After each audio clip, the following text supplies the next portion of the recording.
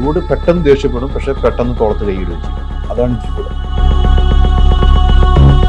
ഞാനവിടെ പലപ്പോഴും സെറ്റിലുള്ള സമയത്ത് ഈ ടൊവിനോ ഒക്കെ നനഞ്ഞ് വരുമ്പോൾ ഞാൻ തിരിഞ്ഞിരിക്കും. എന്താ വെച്ചിട്ടുണ്ടെങ്കിൽ നമ്മളെ കാണുമ്പോൾ ഇരിക്കുന്നവര്. അപ്പൊ എൻ്റെ ടൊവിനോ എന്നു പറയുമ്പോൾ ഞാൻ ആർട്ടിസ്റ്റൊക്കെ ആയിട്ട് വരുമ്പോൾ തന്നെ നമ്മൾ ഒഴിവാക്കുക. എന്ന് വെച്ചാൽ നമുക്കറിയാം ഒരു ബിസിനസ് നടക്കില്ല. നമ്മളുടെ ഈ സിനിമയായിട്ട് യാതൊരു വിധത്തിലും ബന്ധമില്ലാത്തൊരു കാര്യമാണത്. ഏതെങ്കിലും രീതിയിൽ കണക്ക് കുറച്ച് കാണിക്കാനാണെങ്കിൽ ഞാനിവിടെ പറയില്ല, ഞാൻ ഇത്തിരി കുറച്ച് പറയുള്ളൂ. ഞാനപ്പോൾ സത്യമായിട്ടുള്ള കാര്യമാണ് പറയുന്നത്. അതിനെല്ലാം ഞാൻ ഒരു പ്രാവശ്യം പോലും ഞാൻ എതിർപ്പ് പറഞ്ഞിട്ടില്ല. ഓൾറെഡി ബഡ്ജറ്റ് നമ്മൾ പറഞ്ഞതിലും കൂടിയിട്ടുണ്ട്. നമ്മൾ സിനിമ ഇടയ്ക്ക് വെച്ച് കഴിഞ്ഞിട്ട് ഞാൻ ഇവിടെ ഇനി ഇവിടെ വെച്ചിട്ട് നിർത്തിക്കും. വോൾട്ടാസിന്റെ പുതിയ ഹെപ്പ ഫിൽറ്ററുള്ള പൂർണ്ണമായും 6 അഡ്ജസ്റ്റബിൾ ടണേജ് മോഡലുകളിൽ കുളിർമയുള്ള കാറ്റ് നേരെ നിങ്ങളുടെ വീട്ടിൽ. നമസ്കാരം. മലയാളികൾ എവിടെയുണ്ടോ അവിടെയെല്ലാം ഏറ്റെടുത്ത ഒരു സിനിമ 2018. ആ പ്രളയകാലം നമ്മുടെ മനസ്സിലേക്ക് വീണ്ടും ഓർത്തെടുക്കാൻ പറ്റിയ ഒരു ഏറ്റവും നല്ല സിനിമ എന്ന് പറയാം. ഉത്സവ പറമ്പ് പോലെയാണ് തിയേറ്ററിലേക്ക് ആളെത്തുന്നത്. ഈ സിനിമയ്ക്കൊക്കെ ചുക്കാൻ പിടിച്ച കപ്പിത്താൻ ജൂഡാണെങ്കിൽ ഒരു ക്യാപ്റ്റൻ എന്ന നിലയിൽ തന്നെ ഇതിന് ചുക്കാൻ പിടിച്ച ആ പ്രൊഡ്യൂസറാണ് നമ്മോടൊപ്പമുള്ളത്. നമസ്കാരം മേടിച്ചേട്ടാ. നമസ്കാരം. ഈ പറഞ്ഞതുപോലെ ഭയങ്കര സന്തോഷത്തിന്റെ നിമിഷമാണ് നമുക്ക്. കാരണം എന്ന് വെച്ചാൽ എനിക്ക് തോന്നുന്നു 2022 അവസാന സമയത്ത് മാളികപ്പുറം സൂപ്പർ ഹിറ്റ് ആക്കി തന്നു. 2023 തുടക്കത്തിൽ അടുത്ത സിനിമ സൂപ്പർ ഹിറ്റ്. ഇത് എവിടെ ഈ പൈസ കൊണ്ടുവയ്ക്കണം? എല്ലാവരും ഇപ്പം എന്നോട് ചോദിക്കുന്ന ഒരു കാര്യമാണ്.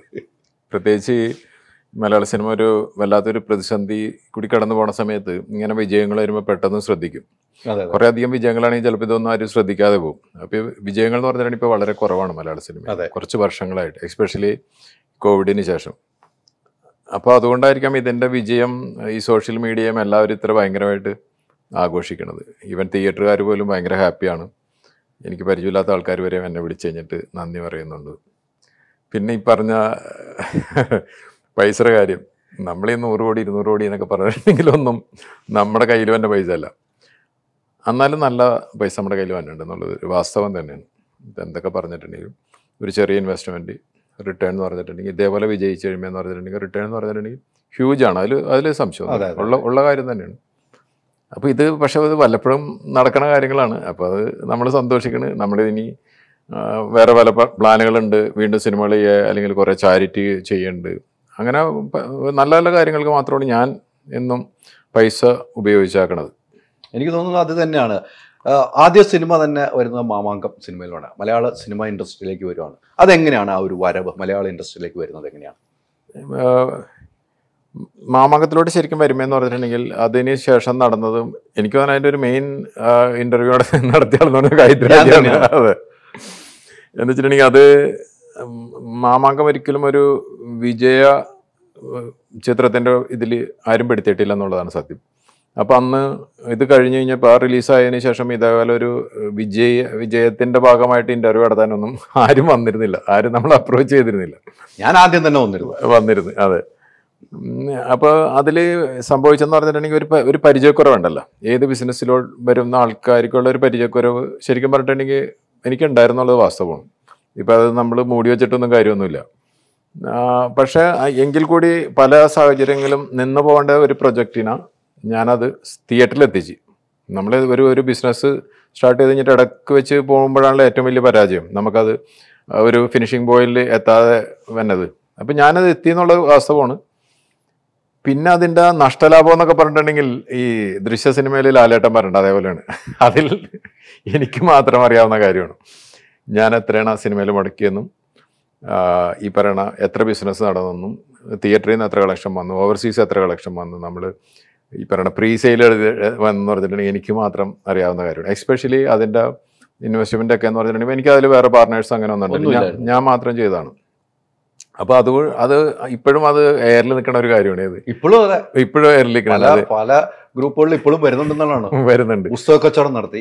അതെ, ഇഷ്ടംപോലെ തന്നെ ഉണ്ട്. ഇത് ചെയ്യുന്നുണ്ട്. തൃശ്ശൂർ ബസ് സ്റ്റാൻഡിൽ എന്നെ കണ്ടിരുന്നു ബുക്ക് വെക്കുന്ന ആളായി കഴിഞ്ഞിട്ട്.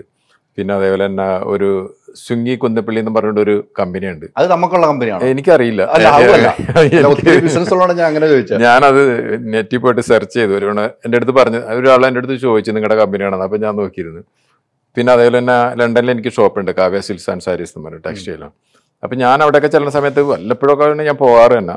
അപ്പം ഞാൻ ഒരു തവണ അവിടെ കൗണ്ടറിൽ ഇരുന്ന് കഴിഞ്ഞിട്ട് ഒരു സെൽഫി എടുത്ത് കഴിഞ്ഞിട്ട് ഞാൻ FB ഇട്ടിരുന്നു. അപ്പോൾ ആരോ ഒക്കെ പറഞ്ഞ്, അതായത് എല്ലാം നഷ്ടപ്പെട്ടിട്ട് ഇപ്പം ഷോപ്പിൽ ജോലി ചെയ്യണമെന്നൊക്കെ പറഞ്ഞിരുന്നു. അപ്പോൾ ഇങ്ങനെ രസകരമായ എൻജോയ് ചെയ്യണം. നമുക്കിപ്പോൾ വേറെ പ്രത്യേകിച്ച് അതുകൊണ്ട് ഒരു നഷ്ടലാഭമൊന്നുമില്ലല്ലോ. അപ്പം ഞാൻ ഇത് വായിക്കുമ്പോൾ ഞാൻ ചിരിക്കും. എൻ്റെ മനസ്സിലതുണ്ടല്ലോ, അതുകൊണ്ടാണല്ലോ ഞാനിപ്പോൾ അത് വീണ്ടും എടുത്ത് പറയാം. അങ്ങനെ ഇഷ്ടംപോലെ ഇത് പറയുന്നുണ്ട്. ചിലർ വളരെ മോശമായിട്ടൊക്കെ പറയാറുണ്ട്. അപ്പോൾ ഇതൊക്കെ ആൾക്കാർ എന്തുകൊണ്ട് പറയണമെന്ന് എനിക്കറിയില്ല. ഞാനിപ്പോൾ കഴിഞ്ഞ ദിവസം ഫേസ്ബുക്കിലിട്ട് അതിൻ്റെ ഇങ്ങനെ ഇപ്പോഴും ചീത്ത പറഞ്ഞുകൊണ്ടിരിക്കുന്നതിൻ്റെ കാരണം സാഹിത്യപരമായിട്ടാണ് എഴുത്ത്. അതെ, സാഹിത്യകാരൻ എന്നതിൽ സാഹിത്യപരമായിട്ടാണ് എഴുത്ത്. അത് വായിക്കാൻ നമുക്കൊക്കെ ഇൻട്രസ്റ്റ് ആണ്. അതെ അതെ. അപ്പോൾ അത് ഇതൊന്നും അങ്ങനെ ഒരു സീരിയസ് ആയിട്ട് എടുക്കണില്ല നമ്മൾ, മനസ്സിലായില്ലേ. പിന്നെ എന്നേലും നമ്മളൊക്കെ സാധാരണക്കാർ, നമ്മളിൽ വലിയ വലിയ സെലിബ്രിറ്റികൾ അല്ല എന്നുണ്ടെങ്കിൽ സമൂഹത്തിൽ വലിയ വലിയ ഇതിൽ നിൽക്കുന്ന ആൾക്കാരെ പോലും ഈ രീതിയിൽ പല രീതിയിലും ട്രോൾ ചെയ്യണം, ചീത്ത പറയണതൊക്കെ കണ്ട്. അപ്പോൾ നമ്മളെപ്പോലുള്ളൊരു പറയണമെന്ന് വെച്ച് കഴിഞ്ഞാൽ അതിലൊന്നും വലിയ കാര്യമില്ല. അതാണ് ഞാൻ വിശ്വസിക്കുന്നത്. ഈ മാമാങ്കം സിനിമ ഒരു നല്ലൊരു പ്രതിസന്ധിയിലൂടെ തന്നെയാണ് പോയത്. അത് മാറ്റമില്ല. ഡയറക്ടറെ മാറ്റുന്നു, പിന്നെ അടുത്ത ഡയറക്ടർ വരുന്നു. അതൊക്കെ താങ്കളെ സംബന്ധിച്ചും വലിയ മാനസിക സമ്മർദ്ദം ഉണ്ടായിരുന്നു ആ സമയത്ത്. അതെ, അതിപ്പോൾ എന്തായാലും ഉണ്ടാവുമല്ലോ. നമ്മളൊരു പ്രതീക്ഷയായിട്ട് കുറേ പൈസ ഇറക്കി കഴിഞ്ഞിട്ട് ഒരു അതായത് സിനിമ എന്ന് പറഞ്ഞിട്ടുണ്ടെങ്കിൽ ഒരു സ്വപ്നമായിട്ടാണ് നമ്മൾ പറഞ്ഞത്, അതായത് പല രീതിയിലുള്ള. അപ്പോൾ അതൊന്നും നടക്കാതെ ഈ പറയുന്ന രീതിയിൽ കേസ്, ഇവിടുത്തെ യൂണിയനായിട്ട് പ്രശ്നം, അവർ നമ്മളെ പിടിച്ചു കഴിഞ്ഞിട്ട് ചീത്ത പറയുന്നു, ഇങ്ങനത്തെ ഇതുണ്ടല്ലോ. ഷൂട്ടിംഗ് നിർത്തി വെക്കുന്നു, എപ്പോഴും സോഷ്യൽ മീഡിയയിലും ന്യൂസ് പേപ്പറിൽ TV-ലൊക്കെ ഇതിനെപ്പറ്റി ന്യൂസുകൾ വരുന്നു. അപ്പോൾ അതായത് നമുക്കൊരു വില്ലൻ പരിവേഷണമാണ് കിട്ടുന്നത് ആ സമയത്ത്. അതെ, അപ്പോൾ യൂണിയന്റെ ഭാഗത്തു നിന്നൊക്കെ എങ്ങനെയാണ് ആ സമയത്തൊക്കെ ഉണ്ടായിരുന്നു. യൂണിയനൊക്കെ എന്നെ വിളിച്ചു കഴിഞ്ഞിട്ട് അങ്ങനെ നിങ്ങൾ വിചാരിക്കണമെങ്കിൽ നടക്കില്ല എന്നുള്ള രീതിയിലൊക്കെ അവർ ആദ്യം സംസാരിച്ചിരുന്നു. ഭീഷണിയല്ല, അതായത് നിങ്ങൾ അങ്ങനെ ഒരു പുതിയ കുറച്ച് പൈസ കൊണ്ടുവന്നു കഴിഞ്ഞിട്ട് അങ്ങനെ ഒന്നും ഇവിടെ നടക്കില്ല എന്നുള്ള ഒരു ഇതുണ്ടല്ലോ. യൂണിയനിൽ എപ്പോഴും അതിലെ മെമ്പേഴ്സിനെ പ്രൊട്ടക്ട് ചെയ്യുക എന്നുള്ളതാണല്ലോ. ഏത് യൂണിയനായാലും അങ്ങനെ തന്നെയാണ്. അപ്പോൾ ആ രീതിയിലൊക്കെ സംസാരിച്ച് പിന്നെ കുറേ കഴിഞ്ഞ് കഴിഞ്ഞപ്പോൾ അവർക്ക് കാര്യങ്ങൾ മനസ്സിലായി നമ്മൾ എന്തുകൊണ്ടാണ് നിൽക്കണതെന്നും. അതെല്ലാം കഴിഞ്ഞു. ഇപ്പോൾ അത് കഴിഞ്ഞിട്ട് ഇപ്പോൾ 4 വർഷമൊക്കെ ആയില്ല. അപ്പം ഞാനിപ്പോൾ അതൊക്കെ മറന്ന്. അതൊരു വേദന ഉണ്ടാക്കിയല്ലേ? വേദന ഉണ്ടാക്കിയ പണമാണല്ലോ. അതെ അതെ. അതിൽ നമുക്കൊരു അതായത് നമ്മൾ വിചാരിച്ച പോലെ കാര്യങ്ങൾ പോണില്ല എന്ന് പറഞ്ഞപ്പോൾ ഒരു വിഷമം ഉണ്ടായിരുന്നു. പക്ഷെ അന്നെങ്കിൽ കൂടി ഞാൻ ആ സിനിമ റിലീസ് ചെയ്തു, ഗംഭീരമായിട്ട് പ്രൊമോഷൻ കൊടുത്തു. ലോകത്ത് ഈ പറയുന്ന മലയാള സിനിമകൾ റിലീസ് ചെയ്യാൻ പറ്റണ എല്ലായിടത്തും നമ്മൾ റിലീസ് ചെയ്ത് ഇതെല്ലാ കാര്യങ്ങളും നമ്മൾ ചെയ്താണ്. ഇവിടെ സിനിമ വേണ്ട എന്ന് തോന്നിയോ? ഒരിക്കലും തോന്നിയില്ല. അതായത് ഇപ്പം ഈ പറയുന്ന രീതിയിൽ എനിക്കൊരു ഭീകരമായ നഷ്ടം വരികയോ ഞാൻ ഈ ബുക്ക് വെക്കാൻ നടക്കുകയൊക്കെ ചെയ്യണമെങ്കിൽ എനിക്ക് ഒരിക്കലും സിനിമ ചെയ്യാൻ പറ്റൂല. ഒരിക്കലുമില്ല.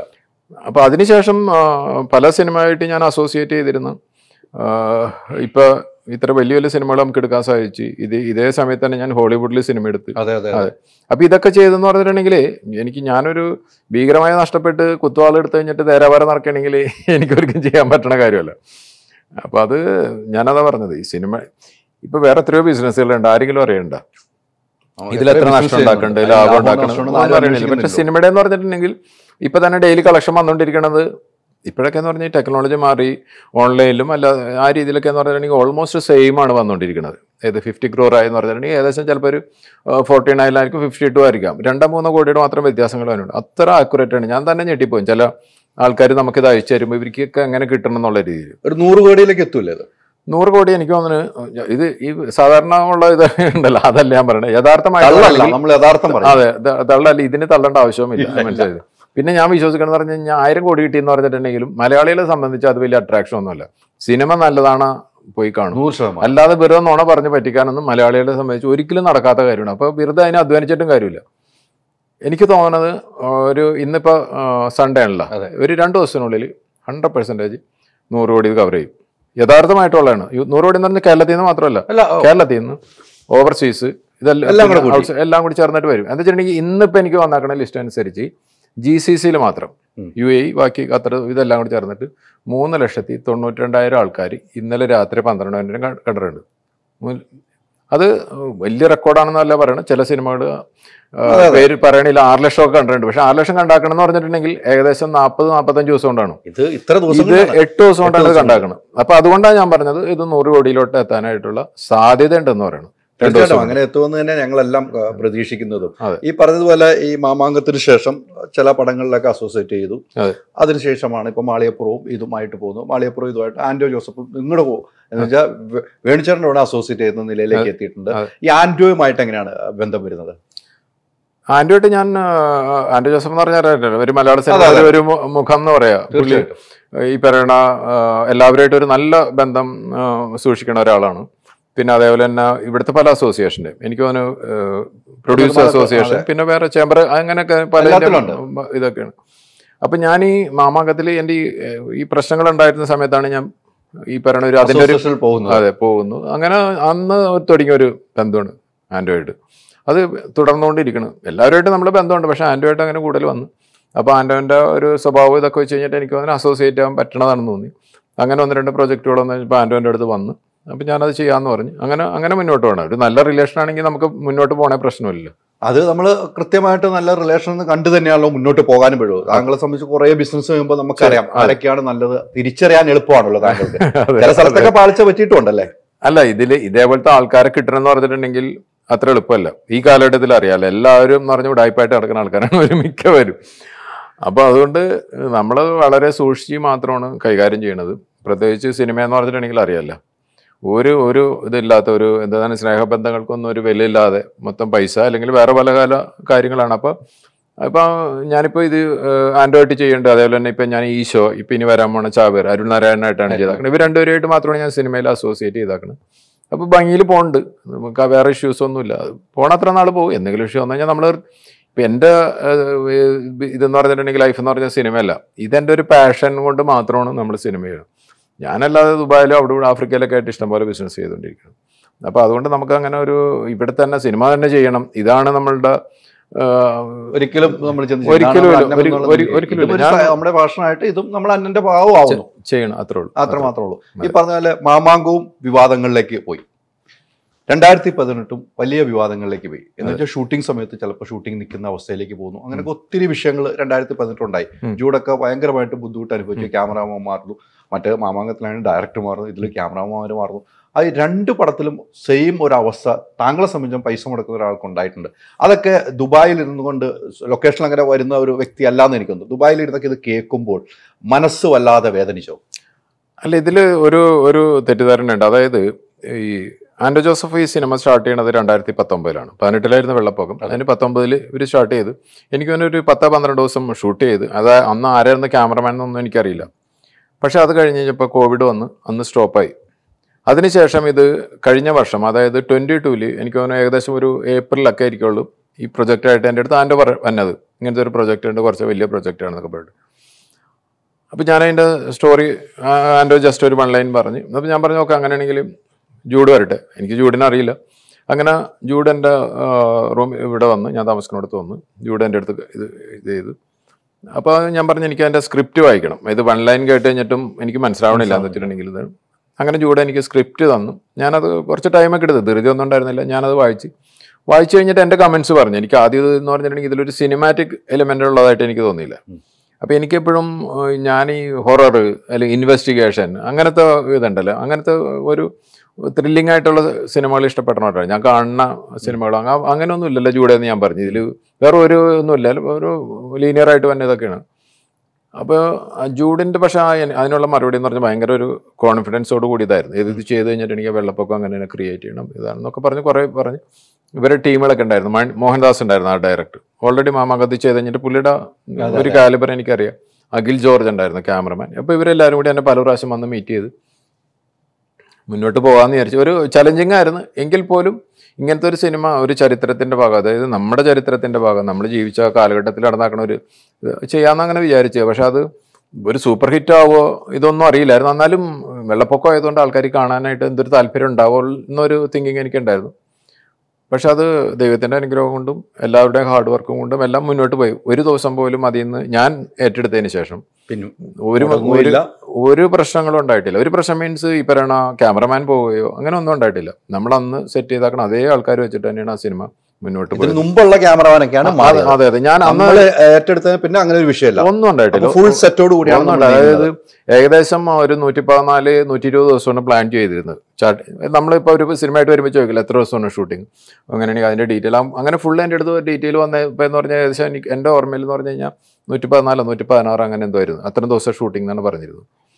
അപ്പോൾ ഞാനത് ചോദിച്ചു എന്താണ് ഇത്ര ദിവസം സാധാരണ സിനിമ 35 അപ്പോൾ ജൂഡ് എക്സ്പ്ലെയിൻ ചെയ്തു സാർ ഇങ്ങനെയാണ് ചെയ്യുന്നത് ഈ വാട്ടർ സീക്വൻസ് ഇത്ര ദിവസം എടുക്കും അണ്ടർ വാട്ടർ ഇത്ര ദിവസം എടുക്കും പിന്നെ ബാക്കി പല സ്ഥലങ്ങളിലും ഞാനത് എഗ്രി ചെയ്തു പക്ഷേ ജൂഡ് അത് 104 ദിവസം കൊണ്ട് തീർത്ത് ഈ ജൂഡിനെ സംബന്ധിച്ചുള്ള ഇപ്പം ഉണ്ടായിരിക്കുന്ന ഈ പടം ഇറങ്ങിയതിനു ശേഷം ഭയങ്കരമായിട്ട് സൈബർ അറ്റാക്ക് ഉണ്ടാകുന്നുണ്ട്. ഒന്നാമത് രാഷ്ട്രീയപരമായി കാര്യങ്ങൾ പറയുന്നുണ്ട്. മുഖ്യമന്ത്രി ഉൾപ്പെടെ ഉള്ളവർ ആ രീതിക്കല്ല ചിത്രീകരിച്ചത്, പോലീസുകാരുടെ ജീവിതം കാണിച്ചിട്ടില്ല, അങ്ങനെ കുറേ പേരുടെ ആരോഗ്യപ്രവർത്തക ജീവിതം കാണിച്ചിട്ടില്ല എന്ന് പറഞ്ഞു ഭയങ്കരമായിട്ട് സൈബർ ആക്രമണം. അതൊക്കെ താങ്കൾ അറിയുന്നുമുണ്ട്. അറിയുന്നുണ്ട്. അതെങ്ങനെയാണ് താങ്കൾ ഈ സ്ക്രിപ്റ്റ് കേട്ട് കഴിയുമ്പോൾ അതൊന്നും ഇല്ലായിരുന്നല്ലോ, ഒന്ന് വായിക്കുമ്പോൾ മനസ്സിലാവുന്നില്ലായിരുന്നു? ഹലോ, അതായത് നമ്മളൊരു ഇപ്പോൾ ആദ്യത്തെ സിനിമ അല്ലെങ്കിൽ രണ്ടാമത്തെ സിനിമയുടെ ഒരു എക്സ്പീരിയൻസ് അല്ലല്ലോ ഇപ്പോഴത്തെ. നമ്മൾ വായിക്കുമ്പോൾ നമുക്ക് ഏകദേശം ഒരു ഐഡിയ കിട്ടുമല്ലോ. അതായത് ഒരു സബ്ജക്റ്റ് നമ്മൾ വായിക്കുമ്പോൾ ആദ്യം നമ്മൾ ചോദിക്കണം പറഞ്ഞാൽ ആരാണ് നിങ്ങൾ കാസ്റ്റ് ചെയ്യണത്? ഒരു ഡയറക്ടറിൻ്റെ കോളാണല്ലോ അത്. അപ്പോൾ ഇന്ന ആൾക്കാരാണ് ഇത്, ആരാണ് ഇതിൻ്റെ ടെക്നീഷ്യൻ, എക്സ്പെഷ്യലി ക്യാമറമാൻ ആരാണ് നമ്മൾ ചോദിക്കും, എഡിറ്റർ ആരാണെന്ന് ചോദിക്കും. അപ്പോൾ ഇന്ന ആൾക്കാരാണ്. അപ്പോൾ ഇതെല്ലാം കേട്ട് കഴിയുമ്പോൾ നമുക്കൊരു ചെറിയ ഐഡിയ ഉണ്ടാവും. ഓക്കെ, ഇന്ന ആൾ വെച്ച് കഴിഞ്ഞിട്ട് ഇപ്പോൾ സാറ്റലൈറ്റ് ഇത്ര ഉണ്ട്, അല്ലെങ്കിൽ OTT ഇത്ര ഉണ്ട്, തിയേറ്ററിൽ ഇത്ര ഇത് കിട്ടാൻ സാധ്യതയുണ്ട്, അല്ലെങ്കിൽ ഓവർസീസ് നമ്മളിപ്പോൾ ഈ പറയണ ആൾക്കാരെ അപ്രോച്ച്. ഇതാണ് ഒരു കണക്കൂട്ടൽ ആദ്യം തന്നെ ചെയ്യുന്നത്. ചില ആർട്ടിസ്റ്റൊക്കെ ആയിട്ട് വരുമ്പോൾ തന്നെ നമ്മളത് ഒഴിവാക്കുക. എന്ന് വെച്ചിട്ടുണ്ടെങ്കിൽ നമുക്കറിയാം ഒരു ബിസിനസ് നടക്കില്ലെന്ന്. അപ്പോൾ ഇപ്പോൾ ഉള്ള ഒരു കാലഘട്ടത്തിൽ എന്ന് പറഞ്ഞിട്ടുണ്ടെങ്കിൽ പ്രീ ബിസിനസ് എന്ന് പറഞ്ഞാൽ ഭയങ്കര ഇമ്പോർട്ടൻ്റാണ്. നമുക്ക് വന്നാലും മാത്രമാണ് തിയേറ്റർ നമുക്ക് വിശ്വസിക്കാൻ പറ്റില്ല. ചിലപ്പോൾ ആരും കയറിയില്ലെന്നുണ്ടെങ്കിൽ മൊത്തം. പിന്നെ അതിന് ശേഷം ഒരു ബിസിനസ് നടക്കാൻ വലിയ OTT വന്നു. അപ്പോൾ ഈ സ്റ്റോറി വായിക്കുന്ന സമയത്ത് നമ്മൾ ഈ കാര്യമാണ് ചിന്തിക്കുന്നത്. ഞാനത് സ്റ്റോറി വായിച്ച് ഈ പറയുന്ന കാര്യങ്ങളൊന്നുമില്ല, പക്ഷെ നമ്മളത് ശ്രദ്ധിക്കണമൊന്നുമില്ല. ആരാണ് ആർട്ടിസ്റ്റിന് ഒരു നേരെ തന്നെയാണ് വന്നത്. പിന്നെ അതിൽ നോക്കുമ്പോൾ എന്ന് പറഞ്ഞാൽ ഓരോരുത്തരുടെ ഇതാണ്. അപ്പോൾ ഇതെല്ലാം കൂടി കണക്ക് നോക്കുമ്പോൾ എന്ന് പറഞ്ഞിട്ടുണ്ടെങ്കിൽ ഓക്കെ, ബിസിനസ് ഓക്കെയാണ്. ഇത് മാത്രമാണ് നമ്മൾ ചിന്തിക്കുന്ന കാര്യങ്ങൾ. പിന്നെ ഒരു കാര്യം നമ്മൾ ചോദിക്കണം, എത്ര പാട്ടുണ്ട്? മലയാള സിനിമയിൽ പാട്ടുകൾക്ക് എപ്പോഴും ഭയങ്കര ഇതാണ്. അപ്പോൾ എൻ്റെ അടുത്ത് പറഞ്ഞ് ജൂഡാന്ന് പറഞ്ഞു വെച്ചിട്ടുണ്ടെങ്കിൽ ഇപ്പോഴും ഓർക്കുന്നുണ്ട് 2 പാട്ട് എന്തായാലും ഉണ്ടാവും സാർ. അത് ചിലപ്പോൾ 3 4 പോകും. ജൂഡ് ഇപ്പോൾ 4 എടുത്താലും നമ്മൾ മ്യൂസിക് റൈറ്റിംഗ് കാര്യങ്ങളൊക്കെ പോകാനായിട്ട് അതൊരു അഡ്വാൻറ്റേജ് ആണ്. ഇങ്ങനത്തെ കാര്യങ്ങളാണ് നോക്കണത്. അല്ലാതെ ഇതിൽ ഈ പറയുന്ന രീതിയിൽ എന്തെങ്കിലും ഇല്ലേ, അത് അങ്ങനെയാണെങ്കിൽ 2 പേര് ഒരാടി വേറെ അങ്ങനെ ഒരിക്കലും നമുക്ക് പറയാൻ പറ്റും. പ്രത്യേകിച്ച് ഒരു പ്രൊഡ്യൂസർ എന്നുള്ള രീതിയിൽ നമുക്കത് അങ്ങനത്തെ ഉള്ള കാര്യങ്ങൾ നമ്മൾ ഇൻവോൾവ് ചെയ്യണത് ശരിയല്ല. നമ്മളെന്തെങ്കിലും നമ്മുടെ ഒരു ഇത് വെച്ച് ചെയ്യാനായിട്ട്. പക്ഷേ ഈ വിവാദങ്ങൾ വന്നു കഴിഞ്ഞപ്പോൾ എനിക്ക് അത്ഭുതപ്പെട്ടു പോയി. അതായത് കേരളത്തിൻ്റെ ഒരു പരിമിതമായ പല സാഹചര്യങ്ങളുണ്ടല്ലോ. നമുക്കിപ്പോൾ ഒരു വലിയ ബഡ്ജറ്റ് ഇടാൻ പറ്റില്ല. ഇപ്പം ഇങ്ങനത്തെ ഒരു സിനിമ എന്ന് പറഞ്ഞിട്ടുണ്ടെങ്കിൽ ചിലപ്പോൾ ഹോളിവുഡിലാണെങ്കിൽ ചിലപ്പോൾ 50 മില്യൺ 60 മില്യൺ ഡോളറൊക്കെ മുടക്കിയിട്ടായിരിക്കും ചെയ്യണത്. അത്രയധികം VFX എല്ലാം യൂസ് ചെയ്ത് കഴിഞ്ഞിട്ടൊക്കെയാണ് ചെയ്യണം. ഇവിടെ എന്ന് പറഞ്ഞിട്ടുണ്ടെങ്കിൽ നമ്മൾ അതായിട്ട് കമ്പയർ ചെയ്യുമ്പോൾ എന്ന് പറഞ്ഞാൽ നിസ്സാര ഇത് ഈ 50-60 മില്യൺ ഡോളറായിട്ട് കമ്പയർ ചെയ്യുമ്പോൾ എന്ന് പറഞ്ഞാൽ ചെറിയ പൈസക്കാണ് നമ്മൾ ചെയ്തേക്കണം. അവരൊക്കെ കണ്ടു കഴിഞ്ഞിട്ടുണ്ടെങ്കിൽ അവർ ചിലപ്പോൾ അത്ഭുതപ്പെട്ടു, ഇത് ഇത്ര പൈസക്ക് ഇതെങ്ങനെ ചെയ്യുമെന്ന് പറഞ്ഞ്. അവിടെയുള്ള ആർട്ടിസ്റ്റുകളൊന്നും ഒരിക്കലും ഇതേപോലെ പോയിട്ട് ഈ രാവിലെ ഒടുങ്ങി അല്ലെങ്കിൽ രാത്രിയാണ് ഷൂട്ടിങ്, വൈകുന്നേരം 6 മണി ഒടുങ്ങി പിറ്റേ ദിവസം 6 മണി വരെ ഒന്നും ഈ വെള്ളത്തിൽ അവർ എടുക്കാൻ പോകില്ല. ഇതൊക്കെ എന്ന് പറഞ്ഞു കഴിഞ്ഞാൽ ഞാനവിടെ പലപ്പോഴും സെറ്റിലുള്ള സമയത്ത് ഈ ടൊവിനോ ഒക്കെ നനഞ്ഞ് വരുമ്പോൾ ഞാൻ തിരിഞ്ഞിരിക്കും. എന്താ വെച്ചിട്ടുണ്ടെങ്കിൽ നമ്മളെ കാണുമ്പോൾ ഇരിക്കുന്നവര്. അപ്പൊ എൻ്റെ ടൊവിനോ എന്നുണ്ടെന്ന് പറയുമ്പോൾ ഞാനൊരു സൈഡിലോട്ട് മാറിയിരിക്കും. നമുക്ക് അത് ഇങ്ങനെ പോയി ഡ്രസ്സ് ഇട്ട് നനഞ്ഞ് ഇവിടെ കരവലിൽ വീണ്ടും പോയി ഇത് തന്നെ ഇരുന്നല്ല. അപ്പോൾ ഇതൊക്കെ എന്ന് പറഞ്ഞിട്ടുണ്ടെങ്കിൽ ഒരു വലിയ ആർട്ടിസ്റ്റൊക്കെ ആണെങ്കിൽ അവർക്ക് അത്ര ഭയങ്കര ബുദ്ധിമുട്ടായിരിക്കുള്ളൂ. അപ്പോൾ അതിന് VFXൻ്റെ ഹെൽപ്പ് എടുക്കും. ഈ നനവ് ഇതൊക്കെ ചിലപ്പോൾ അങ്ങനത്തെ പല കാര്യങ്ങളും കഴിയും. ഇവിടെ എന്ന് പറഞ്ഞാൽ എല്ലാം റിയൽ ആയിരുന്നു. വെള്ളത്തിൽ എന്ന് പറഞ്ഞാൽ വെള്ളത്തിൽ തന്നെ ചൂട്. ഇവരെല്ലാവരും ഈ അരക്കൊപ്പം വെള്ളത്തിൽ നിന്ന് കഴിഞ്ഞിട്ടുള്ള ഇതൊക്കെയാണ് ചെയ്തിരുന്നത്. അപ്പം ഞാൻ പറഞ്ഞു വന്നു വെച്ചിട്ടുണ്ടെങ്കിൽ നമ്മൾ ഇങ്ങനത്തെ സാഹചര്യത്തിലൊക്കെ ഇത്ര ഒരു മനോഹരമായെന്ന് ആൾക്കാർ പറയണം. ഞാൻ ഒരു സിനിമ ഷൂട്ട് ചെയ്ത് ഇതെല്ലാം ചെയ്ത് ഇതിൻ്റെ വേറെ കാര്യം എന്ന് വെച്ചിട്ടുണ്ടെങ്കിൽ ഇതിൽ നമ്മൾ മുടക്കാക്കണ പൈസയുടെ 99% എന്ന് പറഞ്ഞിട്ടുണ്ടെങ്കിൽ ഈ കേരളത്തിൽ തന്നെയാണ് ചെയ്താക്കണത്. 65-70 ദിവസം എന്ന് പറഞ്ഞാൽ വൈക്കത്താണ് ഷൂട്ട് ചെയ്താക്കണം. എനിക്ക് ആ വൈക്കം സെറ്റും ബാക്കി എല്ലാം കൂടി ചേർത്ത് തന്നെ എന്ന് വെച്ചിട്ടുണ്ടെങ്കിൽ ഒരു 10-12 കോടി അവിടെ നമ്മൾ ഇട്ടിട്ടുണ്ട് സെറ്റ് ഉണ്ടാക്കാനൊക്കെ. പിന്നെ ബാക്കി കേരളത്തിൽ തന്നെയാണ് ചെയ്താക്കണം. ഇതിൻ്റെ പോസ്റ്റ് പ്രൊഡക്ഷൻ വർക്കുകൾ എന്ന് പറഞ്ഞാൽ എല്ലാം കേരളത്തിലാണ് ചെയ്താക്കണം. ആകെ എനിക്ക് തോന്നുന്നു ചെന്നൈയിൽ ഒരു സ്റ്റുഡിയോയിൽ മാത്രം കുറച്ച് വർക്ക് കൊടുത്തിട്ടുണ്ട് ഡിലേ ആയതുകൊണ്ട്. ബാക്കി എൻ്റെ അത് കളറിങ് DI ഫുൾ വർക്കുകൾ നമ്മൾ കേരളത്തിലാണ് ചെയ്താക്കണം. അപ്പോൾ ഇത് കേരളത്തിലോട്ട് വന്നാക്കണ ഒരു ഇൻവെസ്റ്റ്മെൻ്റ് അല്ല. ഞാൻ ഗൾഫിലിരിക്കണ അധ്വാനിച്ചുണ്ടാക്കണ ഒരു പൈസ കേരളത്തിൽ കൊണ്ടുപോയിട്ട് ഇറക്കി ആ പൈസ കേരളത്തിലെ ജനങ്ങളുടെ അടുത്തിട്ട് പോകണം. ഇതിൻ്റെ GST തന്നെ എന്ന് പറഞ്ഞിട്ടുണ്ടെങ്കിൽ ഏകദേശം 3 കോടിക്ക് മേലെ വന്നിട്ടുണ്ട്. ഗവൺമെൻറ്റിലോട്ടാണല്ലോ പോണത്. അങ്ങനെ എത്രയോ ആൾക്കാർക്കാണ് ജോലി കിട്ടിയാക്കുന്നത്. ആയിരക്കണക്കിന് ആൾക്കാർക്ക് ഡയറക്റ്റ് ഇൻഡയറക്റ്റ് ആയിട്ട് ജോലി കിട്ടിയിട്ടുണ്ട്. അപ്പം നമ്മളിങ്ങനെ ചെയ്യുമ്പോൾ എന്ന് പറഞ്ഞിട്ടുണ്ടെങ്കിൽ എനിക്കിത് വേണമെന്നുണ്ടെങ്കിൽ പല സിനിമകളും ചെയ്യണ പോലെ രാമോജിയിൽ ചെന്ന് കഴിഞ്ഞിട്ടുണ്ടെങ്കിൽ അവരുടെ അടുത്ത് ഓൾറെഡി റെഡി ടാങ്ക് ഉണ്ട്, വെള്ളം അടിക്കുക. നമ്മളിവിടെ ഈ 1.5 ഏക്കർ ടാങ്ക് ഉണ്ടാക്കേണ്ട ആവശ്യമില്ല. അതിലിട്ട് കഴിഞ്ഞിട്ട് ഈ പറഞ്ഞ എല്ലാ കാര്യങ്ങളും ചെയ്യാം. അതിനുള്ള സാഹചര്യമൊക്കെ ഉണ്ട്. ഞാനിപ്പോൾ മാമാങ്കം ചെയ്ത് കഴിഞ്ഞപ്പോഴും ഹൈദരാലിക്ക് അറിയാം, ഞാൻ ഈ എറണാകുളത്ത് തന്നെയാണ് സെറ്റ് ഇട്ടിട്ട് ചെയ്തത്. ഇപ്പം നമ്മളെപ്പോഴും വിചാരിക്കുന്ന വെച്ചിട്ടുണ്ടെങ്കിൽ നമ്മുടെ നാടിനോട് നമുക്ക് എപ്പോഴും ഒരു വികാരം ഒരു ഇതുണ്ട്. ഇതൊക്കെ പറയുമ്പോൾ ഇനി ട്രോൾ ചെയ്യുമെന്ന് എനിക്കറിയില്ല, എന്നാലും ഞാൻ പറയാം. അപ്പം അത് കഴിഞ്ഞിട്ട് സിനിമ ഇറങ്ങി കഴിയുമ്പോൾ ഇത് കാണാതെ കുറ്റപ്പെടുത്തുമെന്ന് പറഞ്ഞിട്ടുണ്ടെങ്കിൽ ഭയങ്കര വിഷമം ഉണ്ടാക്കണ വരും. ഇത് ഫ്യൂച്ചറിൽ നമ്മൾ വിചാരിക്കും എന്തിനാണ് ഇങ്ങനെയൊക്കെ ചെയ്യണേന്നുള്ള ചിന്തകൾ വരും. അത് അത്തരമൊരു വിവാദങ്ങൾ പിന്നീട് ആരെങ്കിലും സംസാരിച്ചിരുന്നോ? താങ്കളുടെ അടുത്ത് സംസാരിച്ചു? ഇല്ല, ഞാൻ എൻ്റെ അടുത്ത് അങ്ങനെ സീരിയസ് ആയിട്ടൊന്നും സംസാരിച്ചില്ല. അത് ആരൊക്കെ പറഞ്ഞ് അത് ഇവിടുത്തെ ഗവൺമെന്റിനെ സപ്പോർട്ട് ചെയ്തില്ല, പല കാര്യങ്ങളും പർപ്പസ്ലി അത് മനഃപൂർവ്വം നമ്മൾ ഒഴിവാക്കി എന്നൊക്കെ പറഞ്ഞു. അതൊക്കെ സത്യം പറഞ്ഞിട്ടുണ്ടെങ്കിൽ അത് നമ്മൾ ഇത്ര ഒരു വിജയത്തിൽ നിൽക്കുമ്പോൾ എന്ന് പറഞ്ഞാൽ നമുക്ക് ഭയങ്കര വിഷമം ഉണ്ടാക്കുന്ന കാര്യമാണ്. നമ്മളിപ്പോൾ ഗവൺമെന്റ് ഇതിൽ എത്രയോ ആൾക്കാരായിട്ട് നമ്മൾ വളരെയധികം റിലേഷൻ ഉണ്ട്. ഇപ്പൊ ഈ വൈക്കത്ത് തന്നെ നമ്മൾ ഷൂട്ട് ചെയ്യുമ്പോൾ നമ്മളെ ഏറ്റവും അധികം ഹെൽപ്പ് ചെയ്യുന്ന പറഞ്ഞിട്ടുണ്ടെങ്കിൽ അവിടെ CPM ഭരിക്കുന്നതാണ്. അവിടെ നമ്മൾ ആദ്യം ചെന്ന് കഴിഞ്ഞിട്ട് അവിടുത്തെ ലോക്കൽ ഓഫീസ് ഉണ്ട്, അവിടെ ഞാൻ പോവുകയും അവരോട് സംസാരിക്കും, അവർ പറഞ്ഞ അവർക്ക് കാര്യങ്ങളെല്ലാം മനസ്സിലാക്കുകയും ഇതെല്ലാം ചെയ്തിട്ടാണ് നമ്മൾ അവിടെ ഷൂട്ട് ചെയ്താക്കണം. ഇത്രയും ദിവസം അറിയാമല്ലോ, ഇപ്പോഴേന്ന് ഇത്ര അധികം വെള്ളം കൊടുത്ത് നമ്മൾ ഇതെല്ലാം ചെയ്യുമ്പോൾ എന്ന് പറഞ്ഞിട്ടുണ്ടെങ്കിൽ അവരുടെ സഹായങ്ങളില്ലാതെ ചെയ്യാൻ പറ്റൂല, ഒരിക്കലും ഇല്ല. അപ്പൊ നമ്മളെല്ലാം ആ രീതിയിൽ തന്നെയാണ് ചെയ്താക്കണം. പിന്നെ അവസാനം നിസ്സാര കാര്യങ്ങൾ ഇവർ പറഞ്ഞാക്കണ കാര്യങ്ങൾ എനിക്ക് എക്സാക്റ്റ് എന്താണെന്ന് അറിയില്ല, എങ്കിൽ കൂടി ആ സിനിമയുടെ ഒരു ടോട്ടാലിറ്റിയിൽ നമ്മൾ നോക്കിയാൽ മതിയല്ല. നമ്മളിപ്പോൾ ഇതിൽ ഞാൻ നല്ലൊരു ഇന്റർവ്യൂ പറഞ്ഞാണ്, ഇതിലൊരു 4 പാട്ടുണ്ട്. നമ്മുടെ ഇവിടെ വെള്ളപ്പൊക്കത്തിന്റെ സമയത്ത് പാട്ട് പാടിയിട്ടൊന്നുമില്ല. അപ്പൊ ആൾക്കാരെ എൻജോയ് ചെയ്യണം, അതിൻ്റെ കൂടെ ഈ വെള്ളപ്പൊക്കം കാണിക്കണം, നമ്മൾ നടന്നാക്കണം, ആ ദുരന്തത്തിന്റെ ഒരു ഇത് കാണിച്ചു കൊടുക്കണം. പിന്നെ മലയാളികൾ ഒരുമിച്ച് കഴിഞ്ഞിട്ട് ഇതിനെങ്ങനെ നേരിട്ടെന്ന് കാണിക്കണം, അവർ മലയാളികളുടെ ഒരു ഐക്യം കാണിക്കണം. ഇതൊക്കെയാണ് നമ്മളെ സിനിമയിൽ ഉദ്ദേശിച്ചത്. അത് ഓൾമോസ്റ്റ് വന്നിട്ടുണ്ടെന്നാണ് ജനങ്ങളും ഞാൻ എല്ലാവരും വിശ്വസിക്കും. അല്ല, അതുണ്ട് എന്ന കാര്യത്തിൽ ഇതിനുണ്ടാവുന്ന ഒരു പ്രശ്നങ്ങൾ ഞാൻ ചൂണ്ടിക്കാണിച്ചു. ഇത് പൊതുവെ ഒരു ചർച്ച പെടുന്നുണ്ട്. അതിനകത്ത് മത്സ്യത്തൊഴിലാളികളെ തീർച്ചയായിട്ടും നല്ല രീതിയിൽ തന്നെ നമ്മൾ വർക്കൗട്ട് ചെയ്തിട്ടുണ്ട്. ചില സമുദായം ഒരു അച്ഛനെയൊക്കെ കാണുന്നുണ്ട്, അതിൽ മാത്രം ഇമ്പോർട്ടൻ്റ് കൊടുക്കും, ഇങ്ങനെയൊക്കെ പറയുന്നുണ്ട്. ആ പറയുന്നത് താങ്കളെ സംബന്ധിച്ചുള്ള അറിവിലേക്കും കൂടി ഞാൻ പറയുന്നു. ഇനി അങ്ങനെ വരുമ്പോൾ അദ്ദേഹത്തെ മാത്രം കാണിക്കുന്നു, എന്നാൽ കയ്യടി മേടിച്ച ബ്രോയെ കാണിക്കുന്നില്ല, എന്ന് വെച്ചാൽ കളക്ടറെ കാണിക്കുന്നില്ല, ചെളിയിൽ പൂണ്ടിരുന്ന എറണാകുളം ടൗണിൽ ചെളിയിൽ പൂണ്ടിരുന്ന രാജമാണിക്ക് വന്ന കളക്ടറെ കാണിക്കില്ല. അങ്ങനെ കുറെ പ്രശ്നങ്ങൾ അതിനകത്ത് വന്നു. പക്ഷെ എല്ലാവരും ഉൾപ്പെടുത്തി പോകണമെന്ന് വെച്ചാൽ നടക്കുന്ന കാര്യമില്ല. മാധ്യമപ്രവർത്തകർ ഉൾപ്പെടെ എന്തോരം മാധ്യമപ്രവർത്തകരുടെ അധ്വാനമുണ്ട്. നമുക്കറിയാമല്ലോ, ഇപ്പോഴും എന്റെ മനസ്സിൽ ഓടിയെത്തുന്ന ഒരു സംഭവം, ഒരു ചിത്രമാണ് ചെറുതോണി പാലത്തിൽ നിന്നും ഒരു പോലീസുകാരൻ ഒരു കുട്ടിയെ എടുത്തുകൊണ്ട് ഓടുന്നത്, ജീവൻ അത് നമ്മളെല്ലാവരും മനസ്സിന്റെ ഉള്ളിൽ ആഴത്തിൽ തട്ടുന്ന ഒരു പടമാണ്. അപ്പോൾ ആ പോലീസുകാർക്ക് ഒരു സാധനം കൊടുത്തു. ഇങ്ങനെ മൊത്തത്തിലൊരു പറയുന്നുണ്ട്. ഈ പറഞ്ഞ എല്ലാം നമുക്ക് ഉൾപ്പെടുത്താൻ കഴിഞ്ഞിട്ടില്ല എന്നൊരു അല്ല, അത് 100%. 2.5 മണിക്കൂറല്ലേ ഉള്ളൂ. നമ്മളപ്പോൾ ഒരു ഡോക്യുമെന്ററി ആണെങ്കിൽ പറഞ്ഞാൽ എല്ലാവരും ഉപയോഗിക്കാൻ പറ്റും.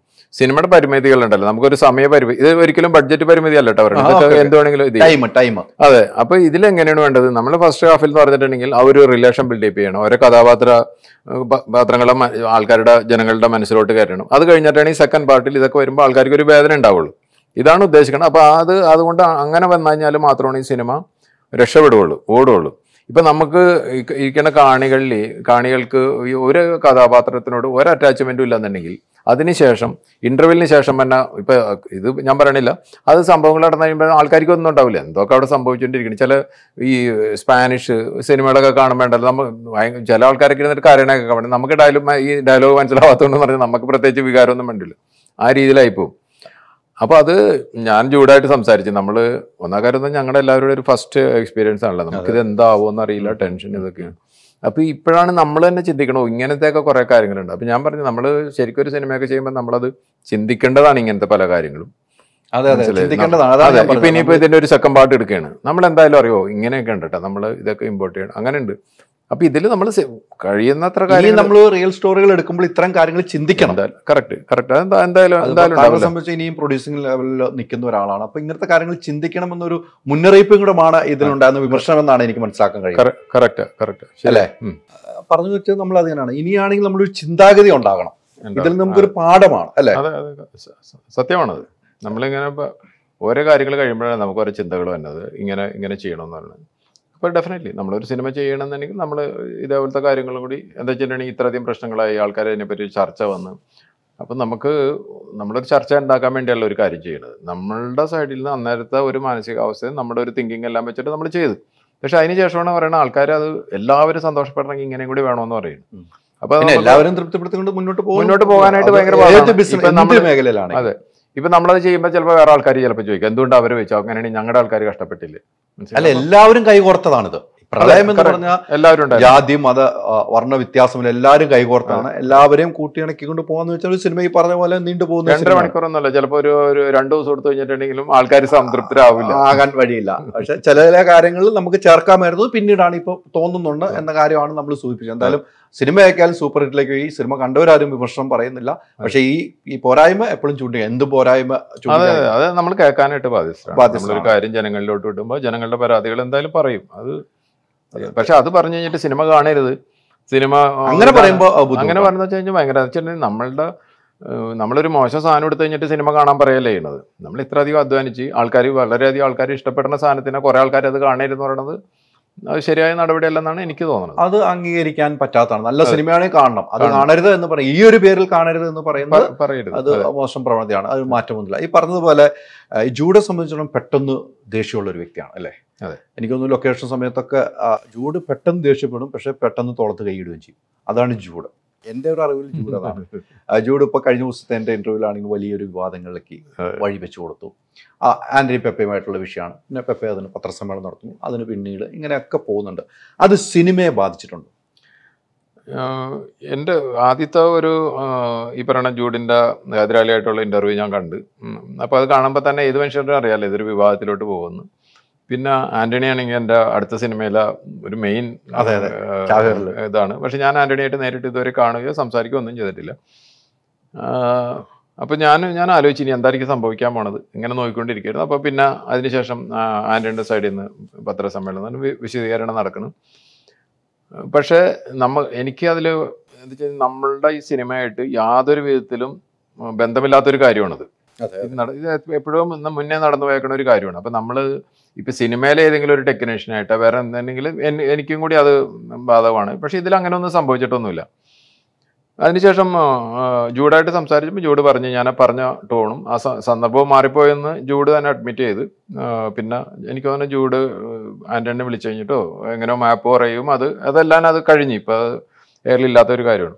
പിന്നെ അതിന് സിനിമനെ എനിക്ക് തോന്നുന്നു ഒരു 1% പോലും സിനിമനെ ബാധിച്ചിട്ടില്ലെന്നാണ് ഞാൻ വിശ്വസിക്കുന്നത്. എന്താ വെച്ചിട്ടുണ്ടെങ്കിൽ അന്നും ഇന്നുമൊക്കെ എന്താ പറഞ്ഞിട്ടുണ്ടെങ്കിൽ കേരളത്തിൽ ഇപ്പോൾ അതായത് കുറേ നാളുകളായിട്ട് ഒരു സിനിമ ചിലപ്പോൾ ഒരു 25 ദിവസം 30 ദിവസം തിയേറ്ററിൽ ഓടിക്കഴിഞ്ഞിട്ടുണ്ടെങ്കിലും ടോട്ടൽ പിന്നെ ഗ്രോസ് കളക്ഷൻ എന്ന് പറഞ്ഞാൽ പോലും ഒരു 2-3 കോടി വന്നില്ല. അതാണ് ഇപ്പോഴത്തെ സ്ഥിതി. ഹൈദരാലിക്ക് അറിയാം. ഇത് റിലീസായിട്ട് ഇതുവരെ എന്ന് പറഞ്ഞിട്ടുണ്ടെങ്കിലും ഒരു 1.8 അല്ലെങ്കിൽ ഒരു 2 CR ഡെയിലി ഷെയർ വന്നുകൊണ്ടിരിക്കുകയാണ്. അപ്പം ഇങ്ങനത്തെ ഈ പറയുന്ന ഏതെങ്കിലും കാര്യം ഉണ്ടെങ്കിൽ ഇപ്പൊ ഷെയർ ഞാൻ പച്ചയായിട്ട് പറയാൻ കാര്യം എന്ന് അറിയാമോ, നമ്മൾ കറക്റ്റായിട്ട് GST TDS ഇതെല്ലാം നടക്കേണ്ടത്. നമുക്ക് പറ്റിക്കാനായിട്ടുള്ള യാതൊരു പ്ലാനും ഇല്ല.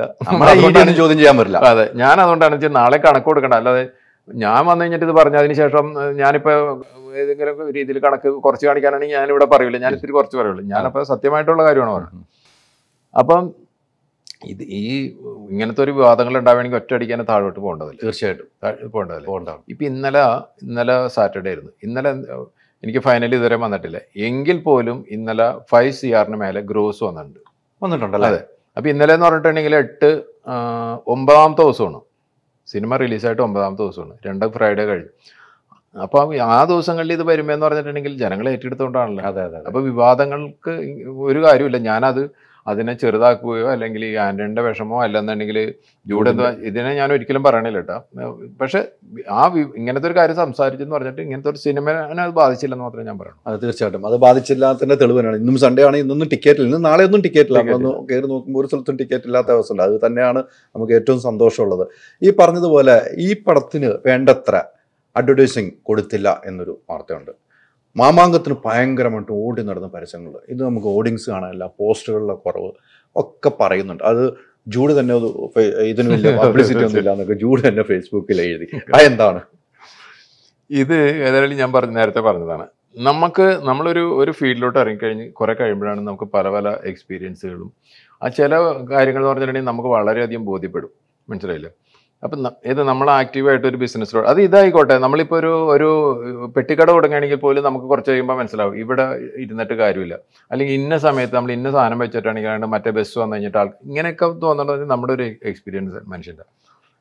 അപ്പം ഞാൻ ഒരേ സിനിമയായിട്ട് മുന്നോട്ട് പോകുന്നു, വേറെ പല സിനിമകളും വരുന്നു. അപ്പം ഇതിനെല്ലാം നമ്മൾ നോക്കുമ്പോൾ ഞാനൊരു കാര്യം മനസ്സിലാക്കിയെന്ന് വെച്ചിട്ടുണ്ടെങ്കിൽ നമ്മൾ ഈ നാട് നീളെ വലിയ വലിയ ഹോൾഡിങ്സ് വെക്കുന്നു, ഉള്ള ചുമരിൽ എവിടെ നോക്കിക്കഴിഞ്ഞിട്ടുണ്ടെങ്കിലും പോസ്റ്ററുകൾ ഒട്ടിക്കുന്നു, എല്ലാ പേപ്പറിൻ്റെയും ബാക്കിലും ഫ്രണ്ടിലും എല്ലാം വലിയ പോസ്റ്റർ ഒട്ടി, ഇങ്ങനത്തെയൊക്കെ ചെയ്ത് കഴിഞ്ഞിട്ട് നമ്മൾ കോടികൾ നമ്മൾ മുടക്കുന്നുണ്ട്. മാമാങ്കത്തിൽ ഉദാഹരണമാണ്. അതിന് ശേഷം ഇഷ്ടംപോലെ സിനിമകൾ വന്നിട്ടുണ്ട്. ഇതൊന്നും മലയാളികളെ സംബന്ധിച്ച് വലിയൊരു കാര്യമൊന്നുമല്ല. ഏത് സിനിമയുടെ വിജയമായിട്ട് യാതൊന്നുമില്ല. സിനിമ വന്നുണ്ട് അല്ലെങ്കിൽ ഇങ്ങനൊരു സിനിമ ഉണ്ടെന്ന് ഒരു ശ്രദ്ധപ്പെടുത്താമെന്ന് മാത്രമേ ഉള്ളൂ. അതാണ് വാസ്തവമായിട്ടുള്ള കാര്യം. ഞാൻ പറഞ്ഞ എൻ്റെ അനുഭവം ഇതാണ്. ചിലപ്പോൾ ഇത് തെറ്റായിരിക്കാം. ഇപ്പം എനിക്ക് എൻ്റെ എന്താണ് പറയണ തീരുമാനം എടുക്കാനായിട്ടുള്ള സ്വാതന്ത്ര്യം എനിക്കുണ്ടല്ലോ. പിന്നെ ഇതെങ്ങനെ എത്തും? നമ്മളതിന് സോഷ്യൽ മീഡിയ, ഇപ്പം നിങ്ങളെപ്പോലുള്ള പല ഇഷ്ടംപോലെ ചാനലുകളുണ്ട്, അല്ലാത്ത ചാനൽ, ഇവരെല്ലാവരും എന്ന് പറഞ്ഞിട്ടുണ്ടെങ്കിൽ നമ്മൾ പല ബന്ധത്തിൻ്റെ പേരിലും അല്ലെങ്കിൽ നമ്മൾ അവരെ വിളിച്ചു കഴിഞ്ഞിട്ട് ഇവർക്ക് ഇമെയിൽ അയച്ചു കൊടുക്കുന്ന കണ്ടന്റ് പറയണം. അങ്ങനെ പല ആൾക്കാരും നമ്മുടെ ഇപ്പോൾ ട്രെയിലർ ലോഞ്ച് ഉണ്ടായിരുന്നു, ടീസർ ലോഞ്ച് ഉണ്ടായിരുന്നു, ഇതിനെല്ലാം പരിപാടിയായിരുന്നു. ഇങ്ങനെയൊക്കെ നമ്മൾ ചെയ്യുന്നുണ്ട്. ചിലതിനൊക്കെ എന്ന് പറഞ്ഞാൽ പ്രോഗ്രാം കണ്ടക്ട് ചെയ്യണമെങ്കിൽ അതിന് ചിലപ്പോൾ ഒരു ചിലവുണ്ടാവും. ഏതെങ്കിലും ഒരു ഹോട്ടലിലാണെങ്കിൽ ചിലപ്പോൾ 4-5 ലക്ഷം രൂപയൊക്കെ നമ്മൾ ചിലവ് ചെയ്തുകൊണ്ടിരിപ്പുണ്ട്. അങ്ങനെ സോഷ്യൽ മീഡിയയിൽ കൂടിയും പല രീതിയിൽ കൂടി നമുക്ക് സിനിമക്ക് ആവശ്യമായിട്ടുള്ള പ്രൊമോഷൻ കൊടുത്തിട്ടുണ്ട്. അപ്പോൾ ഇതിൽ ഈ ആൾക്കാർ വന്നു കഴിഞ്ഞിട്ട് കുറേ ആൾക്കാർ എന്നെ തെറി പറഞ്ഞിരുന്നു. ഏത് പിസ്കറാണ്, മാളിപ്പുറത്തിൻ്റെ പൈസ നിങ്ങൾ എന്ത് ചെയ്തെന്നൊക്കെ, ലാഭം എന്ത് ചെയ്തെന്നൊക്കെ ചോദിച്ചിട്ട്. ആര്? അല്ല, സോഷ്യൽ മീഡിയ പൈസ പൈസ എന്ത് ചെയ്തെന്നൊക്കെ ചോദിച്ചിട്ടുണ്ട്. അപ്പോൾ ഇവർക്ക് വേണ്ടതെന്ന് പറഞ്ഞിട്ടുണ്ടെങ്കിൽ ഈ പറയണ ഈ എവിടെ നോക്കി കഴിഞ്ഞിട്ടുണ്ടെങ്കിൽ പോസ്റ്ററുകൾ, ബാനറുകൾ, ഇതെല്ലാമാണ് വേണ്ടത്. അപ്പം ഞാൻ ആലോചിക്കുന്നത് വെച്ചിട്ടുണ്ടെങ്കിൽ അതിന് നമ്മൾ കോടികൾ നമ്മൾ മുടക്കണം. ആ പൈസ മുടക്കിയില്ലെങ്കിൽ ഫുൾ പേജ് വേണം എന്നൊക്കെ പറയേണ്ട വലിയ വലിയ സംസാരങ്ങളൊക്കെ ഉണ്ടായിരുന്നു. ഒരു ഫുൾ പേജ് ഇപ്പോൾ വലിയൊരു പേപ്പറിൽ കൊടുക്കണമെന്നുണ്ടെങ്കിൽ ചുരുങ്ങിയത് 50 ലക്ഷം രൂപ കൊടുക്കണം. ഈ 50 ലക്ഷം തിയേറ്ററിൽ നിന്ന് കിട്ടണമെന്നുണ്ടെങ്കിൽ ചെറിയ പണിയല്ല പറയണത്. അപ്പം ഞാൻ ആലോചിച്ച് കഴിഞ്ഞപ്പോൾ ഇതൊരു വലിയ സിനിമയാണ്, പൈസ മുടക്കാനാണല്ലോ, എന്തായി കഴിഞ്ഞിട്ടുണ്ടെങ്കിലും ഇത് ചെയ്യണമെന്ന്. അപ്പം ഞാൻ ആലോചിച്ച് ഇതിന് ഈ പറയുന്ന രീതിയിൽ പ്രൊമോഷൻ നടത്തണം. പക്ഷെ അതൊരു ലിമിറ്റഡ് ഇതിന് പ്രൊമോഷൻ ചെയ്താൽ മതി വെച്ചിട്ടുണ്ടെങ്കിൽ ഓൾറെഡി ബഡ്ജറ്റ് നമ്മൾ പറഞ്ഞതിലേക്കും കൂടിയിട്ടുണ്ട്.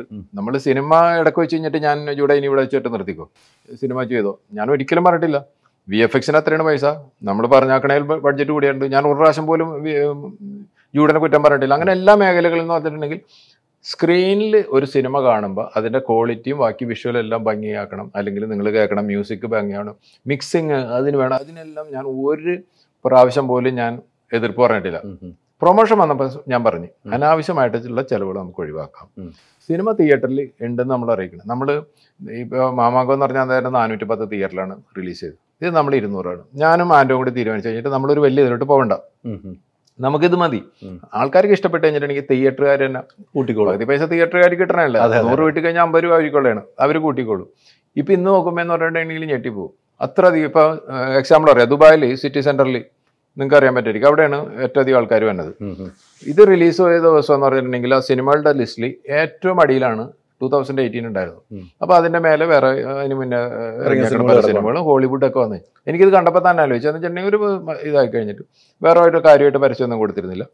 ആകെ ഒരു ദിവസത്തെ ഷോ എന്ന് പറഞ്ഞിട്ടുണ്ടെങ്കിൽ എനിക്ക് 8-9 ഷോ ഉണ്ടായിരുന്നുള്ളൂ. ഞാനപ്പോൾ അവരെ വിളിച്ചു കഴിഞ്ഞിട്ട് ഞാൻ പറഞ്ഞ് പരിചയമുള്ള ആൾക്കാരാണ്, കുറച്ച് മുകളിലും ഒക്കെ ആയിരുന്നില്ല, നിങ്ങൾ ഈ ഏറ്റവും താഴെ കൊണ്ടുവച്ചു. അപ്പോൾ എൻ്റെ അടുത്ത് പറഞ്ഞാൽ അല്ല, അതെന്താ വെച്ചിട്ടുണ്ടെങ്കിൽ ഇവർ ഈ ഔട്ട് റേറ്റ് എടുക്കുന്ന സിനിമകളുണ്ട്, അപ്പോൾ അതുകൊണ്ടാണ് എന്നൊക്കെ അവർ പറഞ്ഞു. ഞാനത് മൈൻഡ് ചെയ്തൊന്നുമില്ല. ഇന്നിപ്പോൾ എത്ര ദിവസം, 9ാമത്തെ ദിവസമല്ലേ റിലീസായി കഴിഞ്ഞിട്ട്. ഒന്ന് നോക്കിക്കോ, ഏറ്റവും ടോപ്പിൽ ഇന്ന് രാവിലെ ഞാൻ എഴുതിക്കും മുമ്പ് 37 ഷോ ആണെന്നുള്ളത്. ഇന്ന് സെയിം ഷോപ്പിംഗ് മാളിലാണ് പറയണം 37 ഷോ. അപ്പോൾ എന്തുകൊണ്ടാണ് സംഭവിക്കണം? ഞാനൊരു പരസ്യവും ചെയ്തില്ല, ഒന്നും ചെയ്തില്ല. ഓരോ ആർട്ടിസ്റ്റ് പോലും ദുബായിൽ ഈ സിനിമയ്ക്ക് വേണ്ടി ദുബായിൽ വന്നിട്ടില്ല, ഇതുവരെ വന്നിട്ടില്ല. അല്ല, ഞാനത് അത്ഭുതപ്പെടും. ആരും ദുബായിൽ പ്രൊമോഷൻ ആരും വന്നിട്ടില്ല. എൻ്റെ അടുത്ത് പറഞ്ഞു നമുക്ക് അത്, ഞാൻ പറഞ്ഞു ഒന്നും ചെയ്യണ്ട, ഒരു കാര്യവും ചെയ്യണ്ട, ഈ സിനിമ ജനങ്ങളെ ഏറ്റെടുത്തായിട്ടാണ് ചെയ്യും. ഇതെൻ്റെ എക്സ്പീരിയൻസ് എന്നാണ് പറഞ്ഞത്. അത് പറഞ്ഞിട്ട് നാളെ ആരും അവിടെ ദുബായിൽ വരണമെന്നല്ല ഞാൻ പറഞ്ഞത്. ഞാൻ എല്ലാവരുടെ അടുത്തും പറഞ്ഞിട്ട് ഇവരുടെ അടുത്ത് എല്ലാം പറഞ്ഞു നമുക്ക് അവിടെ ഒരു ഗംഭീര ഇത് ചെയ്യണം.